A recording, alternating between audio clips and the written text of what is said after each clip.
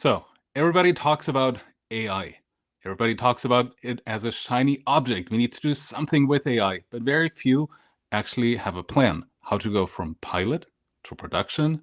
And it's just with one use case or scenario, but with a whole program. My guest today has deep experience doing this for large enterprise, and he's now helping small and medium-sized businesses do just that. So stick around as we'll figure out how you can go from pilots to programs and make AI stick.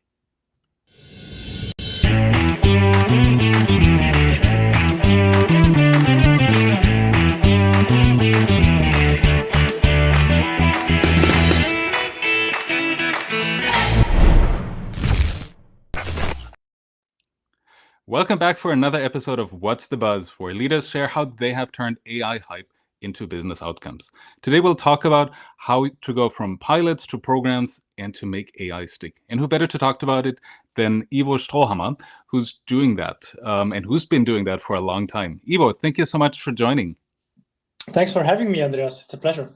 Fantastic. Ivo, when I published the AI Leadership Handbook in the fall of 2024, you were the first person to comment on LinkedIn and share, say, hey, I see so many great examples there. I've been, I've been voraciously reading it, and so many parallels to what I've seen. And from that post, actually, really good connection and friendship I would say has evolved over the last year and a half, roughly. So I'm super excited to have you on and to learn more about what you are seeing, what you have seen. But maybe for those of our listeners and viewers who are not quite familiar with you yet, maybe share a little bit about who you are and what you do. Of course, thanks. So yeah, my name is Ivo Strohhammer, as you can hear, Swiss native, living in Switzerland, working for Siemens, driving the AI adoption in that regard. We started 2.5 years ago with programs. And that was basically, we were desperately looking for some help or some guidance because it was an uncharted territory for everyone. So then your book came around, and that was really a helper for us then to make the next steps. And now, meanwhile, doing this for years, I decided to move on to one of the next steps because, yeah, let's face it, the big corporations, they have addressed it, they have solved it to a certain degree.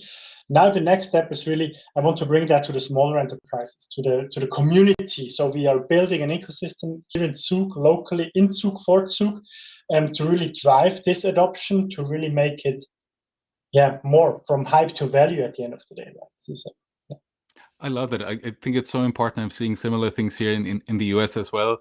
And when I visited you in Zug, just south of Zurich in the summer, it was amazing to see the vibrant ecosystem that already exists there across so many different industries, certainly financial services being one of the prominent ones, but many others as well. So excited to see what you're building up there. And obviously know that it's a very supportive area and community.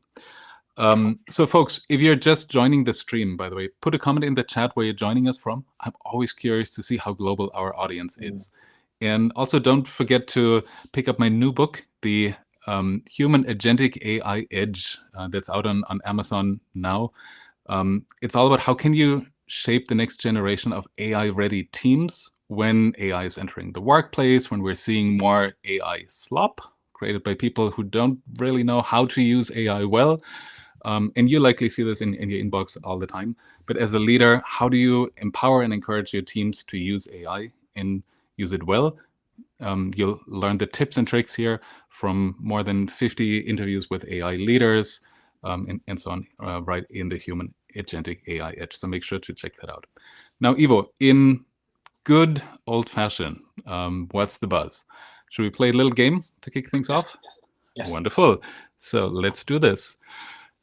So when I hit the buzzer, the wheels will start spinning, and when they'll stop, you'll see a sentence. I'd love for you to answer with the first thing that comes to mind and why, in your own words. You have 60 seconds for your answer to make it a little more interesting. So are you ready for what's the buzz? Yes. So here we go. If AI were a color, what would it be and why? 60 seconds on the clock. Here we go.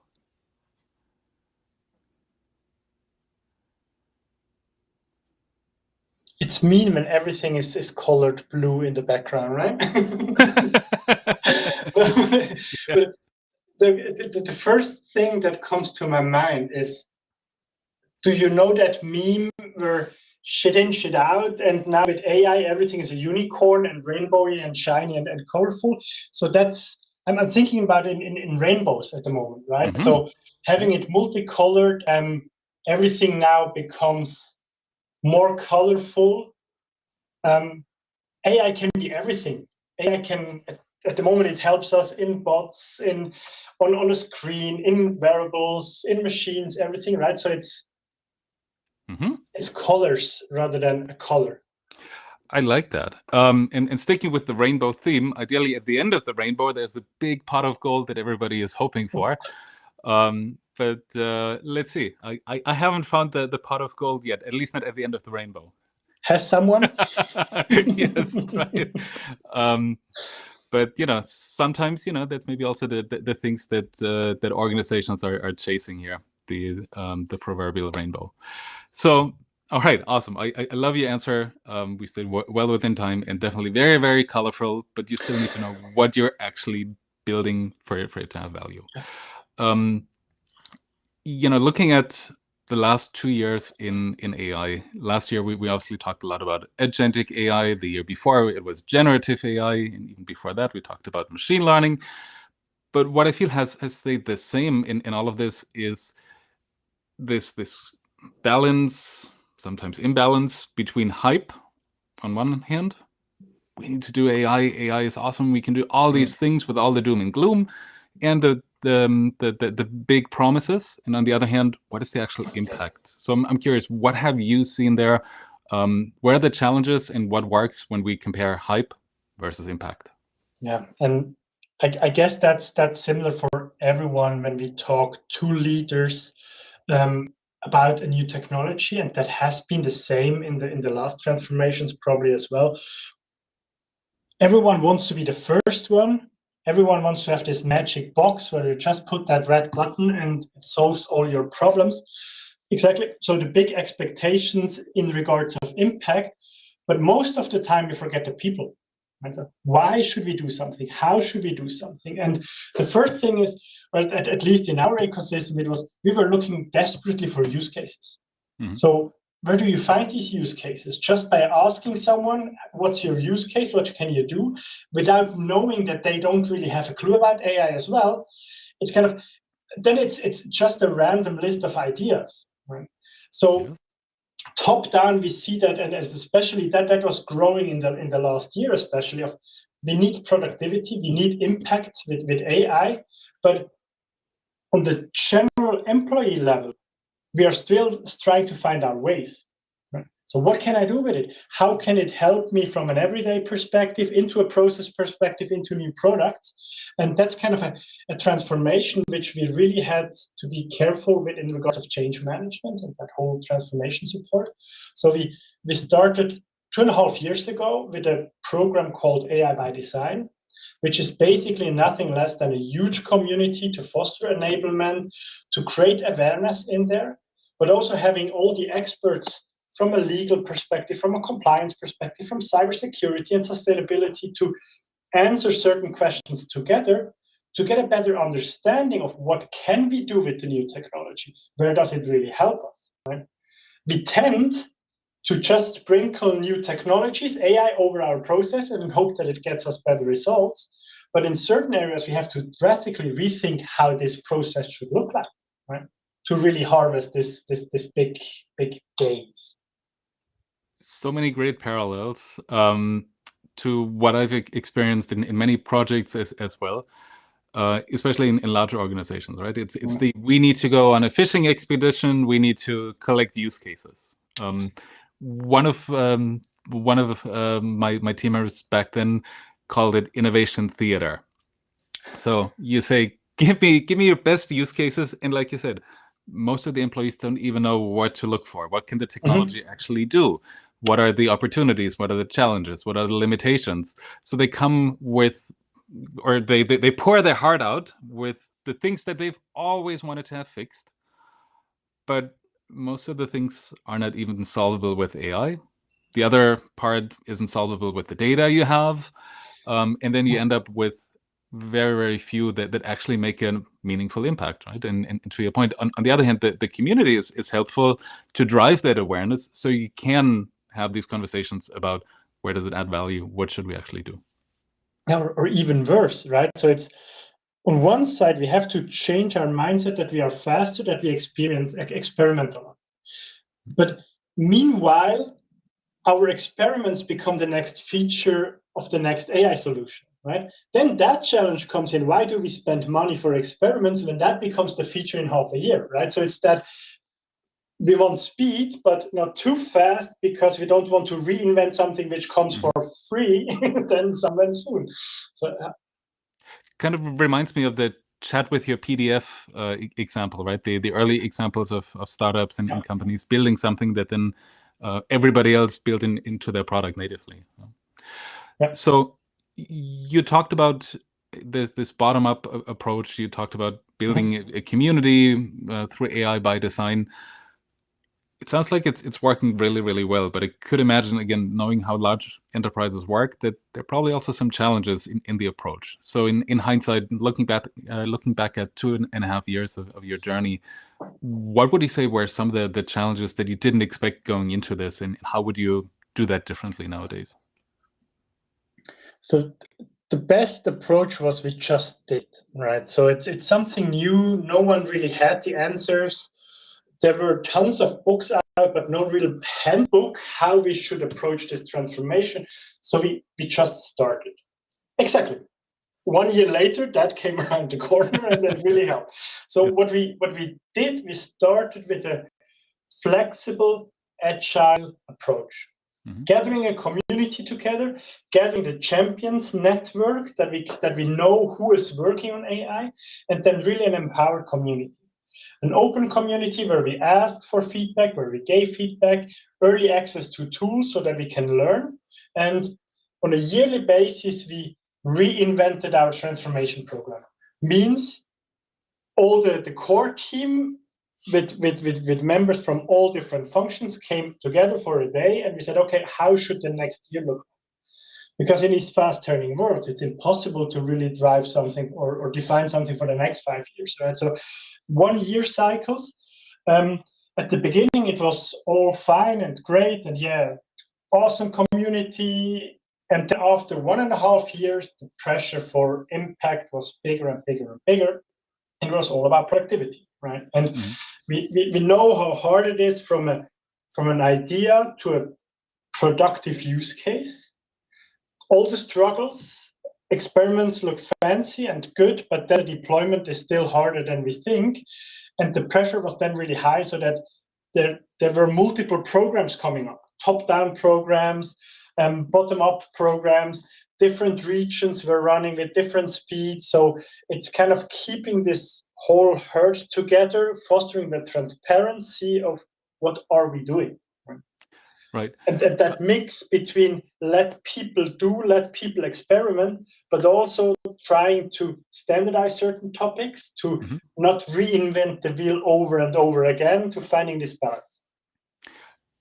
I think this is something that probably many of you in the audience either have experienced as well, or are likely to experience soon too, depending on your tenure in the role. I've seen this myself, right? You get about probably a year to build things up and to establish processes and governance and your community, but then probably at the year or 18 months mark, right, the question comes, so what have you delivered?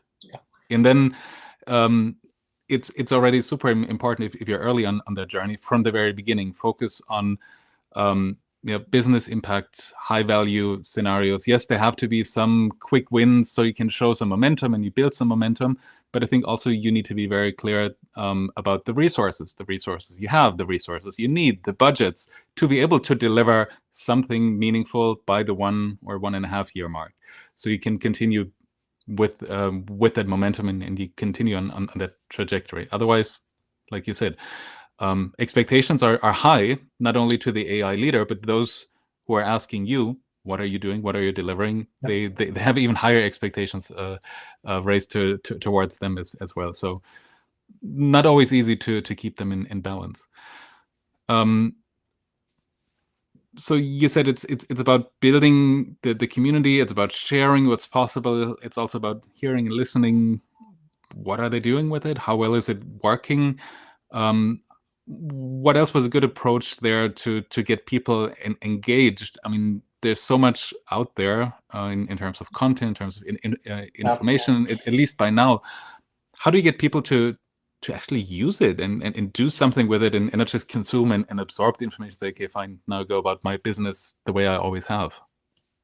And there were two components which were really crucial doing that. We have within AI design, we have a work stream called people enablement, and that has two directions. On one side, it's telling the people why we need AI, use it, giving them some guidance how to use it right and in a safe way. And the other thing is early access to playgrounds, to secure tools, to experience it. You can read a lot about it, you can watch videos about it, but you have to learn, you have to test it, to experience that on your own. And that sparks then the next level of idea. Okay, when I can write an email, how good is it with my documents? When I can then write a document, how good is it when I combine this and this and this? But that's the only way how we get to a certain quality level of use cases. Right? So we have a My Learning platform, right? If you type in AI at the moment, it gives you 6,000 results. So that obvious Netflix problem that you search 1 hour for the right training and then you don't have the time for the training. So we were curating lists of preferred trainings. Our cohort, our community we call the role AI champions. It comes with 4 levels. So first level is just be part of the community. Get access to the community material, be part of it, have access to everything which is around there, and have the chance to communicate. Second level is theoretical knowledge. Entry-level trainings to really get people onboarded. So we said, okay, these are our proposals of trainings, but if you have done something else, come to us. We don't want to spend ridiculous time of doing it over and over again, but a certain baseline of knowledge. Theoretically about AI, but also about fostering AI use cases, so the ideation part. The third level of the AI champion is then a practical application. So that's okay, I either worked on use cases or I worked on ideation workshops or I did trainings. I facilitated trainings to grow that AI champions cohort. And the fourth level, that's basically in connection with a P&O talent community called the AI captain. That's a single point of contact for a division, business unit, region, right? So that means we have kind of a pyramid with then sub-communities in the US, sub-communities in Germany, sub-community for a particular business unit, all really hands-on experience as fast as possible, that we can get the word out, that we can share the experiences and build on each other. I really like the idea of the tiered or pyramid system. And also what you shared, like basic access for anyone. Anybody can read and can consume the information, but then based on the additional qualifications and skills you gain, you can advance to also become a trainer for others. I think that's great. Especially the part about getting hands-on. Typically when I give trainings, I'm always reminded of the bell curve, right? You have some that are super advanced. You have the vast majority somewhere in the middle saying, yeah, I've done a few things. I know how to write an email with AI. You don't need to tell me about that. But there are other things about prompting, advanced techniques. I didn't know it could do that. I didn't know it could compare documents or something like that, right? Vast majority. And then towards the end of the bell curve, it's, oh, I'm not really sure how to use this, what happens with my data, what kind of data I can put in there, and so on. So I think it's really important to meet people where they are, but also give them an opportunity to grow in their learning, in their learning journey. And Andreas, to give them a secure opportunity to grow, because people are using it. It doesn't matter if you offer a secure co-pilot or not, people are using tools. Right? And as soon as we don't offer a secure way to the technology, they use it, what they find out on the internet, and we all know how secure that can be, right? So that's then that governance nightmare of the enthusiasts, the early adopters. They're running with the technology, and the technology is so approachable for everyone that we have to be fast as well as a company or as a larger network to offer a secure and a safe version to that. I think that's super important that you need to do something whether you want to or not, because your team members, your employees, they're going to do it. They're going to find ways to use it. They're not being bogged down by rules or by clamping down access to most of the tools. They're saying, well, we'll take a wait and see approach. They're running with it, like you said. So it's inevitable in that sense. As much as I don't like that the narrative of it's here and it's inevitable, but you see this in the usage statistics. You see this in many reports as well. Now there's one point I wanted to come back to. You said right now a lot of focus is on productivity, and I see that too. It's how do we get people off the public version of ChatGPT onto something that is governed, something that we either have licensed or we have more control over. Large enterprises, lots of them host their own LLM playground or model garden or some way to experiment in a sandbox. But a lot of the focus I see right now is on personal productivity. When I wrote the book, there was a lot more focus on operational efficiency, strategic differentiation, these kinds of aspects. How do we use AI in our business function to do more with less, to get better insights, to engage differently with our customers? But I feel nowadays so much of the conversation is about how do I write emails, reports, how do I summarize stuff, transcribe meeting minutes, and what have you. Where are you seeing this right now, and where are you seeing this going in 2026, for example? We segregated AI into 3 buckets. One is everyday AI, so that's a personal use of everyone. The second one is process AI, so the big processes, end-to-end, standardized. And the third one is new AI products, new AI services. In 2025, the focus was on that whole process AI part. How do we really make it better, faster, productivity on that level? Because let's face it, the personal productivity is really a difficult thing to measure. How are you as an employee awarded today when you're faster with your work? Normally with, okay, let's do this as well, right? Or more work, right? When I found as a manager that you're more efficient, I give you more work because you have more time. Exactly, right? So people are using it, but don't really tell it. Yes. How do you measure then adoption? But that's, for me personally, I think the key driver for the whole success part, right? Because on the process AI side, as I mentioned before, sprinkling AI over a customer service process, does it really make that big leap? No, it gives us a couple of percent points of productivity.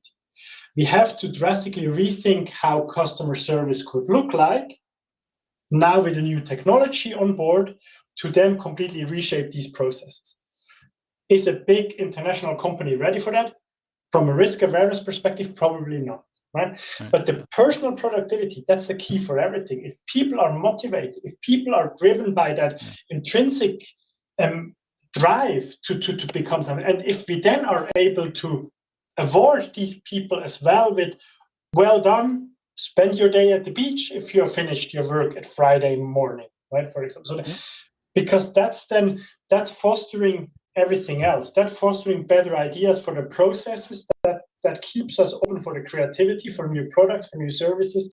So I hope that shift goes a little bit more to the individual, to that personal usage, to that personal productivity.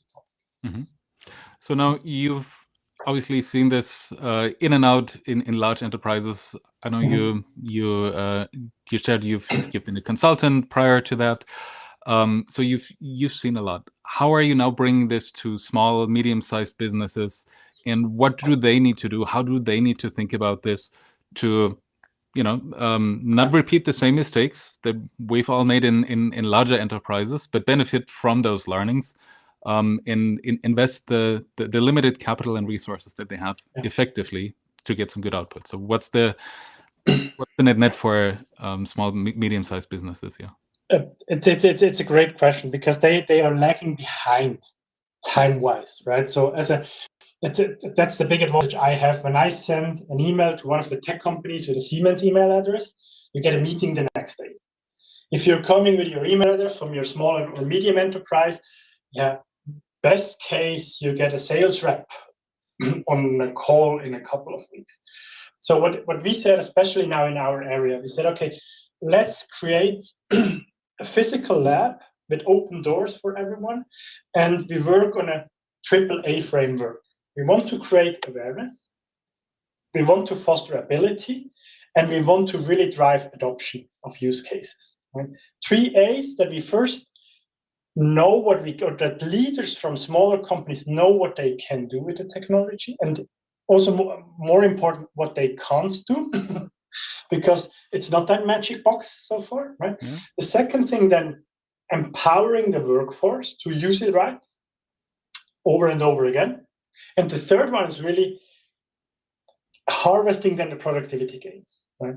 And smaller companies, they don't have the luxury of having an own IT department, AI specialists, and so on, right? So as a community-driven approach, we want to also help each other, supporting with standards, supporting with industry-wide solutions, supporting with out-of-the-box trainings, that we can make the best out of that limited time, limited capacity, limited budgets. Not reinventing approaches over and over again, but learning from each other. So awareness, what's AI, how does it work, what do you need to know? Ability, being able to build it, and then actually build it, right? Apply it. Yes. I think that's awesome. I love things in threes. So awareness, ability, application makes perfect sense to me. Now, Ivo, we're coming close to the end of the show, and I was wondering if you can summarize the key 3 takeaways for our audience today when it comes to moving from pilots to programs and how to make AI stick. So first of all, don't forget your employees. That's the most powerful resource we have, and it's the biggest democratization of technology and capabilities we have ever seen, right? So use your employees, train them, teach them, give them the possibilities. Second, find a way between creating productivity, but also fostering that experimentation. Let's face it, experimentation will create a lot of similar use cases, but that's needed to learn, right? So don't just focus on the high productivity use cases. Find a balance of between let them do something probably in parallel and then find the right way to standardize. And the third one, keep an open eye, right? It's so fast turning. We don't know what's tomorrow, what's in a month, what's in a year. So I'm far away of defining strategies right now. It's really having that agile mindset of being open to whatever comes, test everything. If it sticks, fine, roll it out. Right? If not, fail fast, move on. I love that. I think that's so important when things are moving so quickly, but there's so much already there to learn about, to experiment with, and to apply. So Ivo, thank you so much for sharing your experience and your expertise with us. It was great having you on the show finally. Thanks for all your support. And best of luck with the new endeavor and the new venture.